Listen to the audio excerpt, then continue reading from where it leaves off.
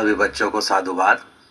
आज जैसे कि दीदी जी ने बताया, शिव के महत्व को बताया, शिवरात्रि के महत्व को बताया, तो ज़्यादा कुछ बोलने की तो आवश्यकता नहीं है। बस मैं आज के इस अवसर पे इतना ही कहना चाहूँगा, आपने जो आस्था बनाई है, कहीं भी बनाई है, उसको बनाए रखिए, उसमें फिर अपने मन को भटकने।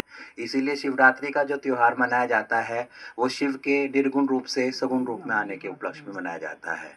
क्योंकि पुराणों के अनुसार और मान्यताओं के अनुसार जब ब्रह्मा और विष्णु में मतभेद हुआ कि बड़ा कौन, तो शिव प्रकट हुए, उन्होंने बताया कोई बड़ा नहीं है, मैं ही हूँ, सब मुझसे ही निकले हैं और सबको मेरे में ही मिल जाना है।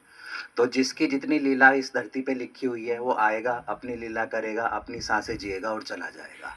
लेकिन यहाँ पे भेजा गया है तो किसी उसके लिए भेजा गया है कि हमारे भी जीवन का कुछ मकसद हो।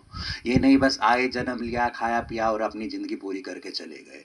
तो हमें अपने मन, वचन और व्यवहार को शुद्ध रखना है, अपनी आस्था को बनाए रखना है और सबके सहयोग को साथ लेकर चलना है। क्यों अकेला आदमी कुछ नहीं कर सकता। जब हम एक होंगे तभी हम विकसित होंगे, तभी हम समाज का कल्याण कर पाएंगे। मैं ज़्यादा तो नहीं कहूँगा, बस दो ही कहूँगा कि आप किसी का अच्छा कर पाओ या ना कर पाओ, वो तो आपके सामर्थ्य पर निर्भर करेगा कि आप किसी के लिए कुछ कर पाते हैं या नहीं कर पाते हैं। लेकिन एक छोटी सी चीज़ जो सबके सामर्थ्य में, आप किसी का बुरा नहीं कीजिए, क्योंकि अगर आप बुरा नहीं करेंगे तो अच्छा अपने आप ही हो जाएगा। दूसरा क्या है, शब्द।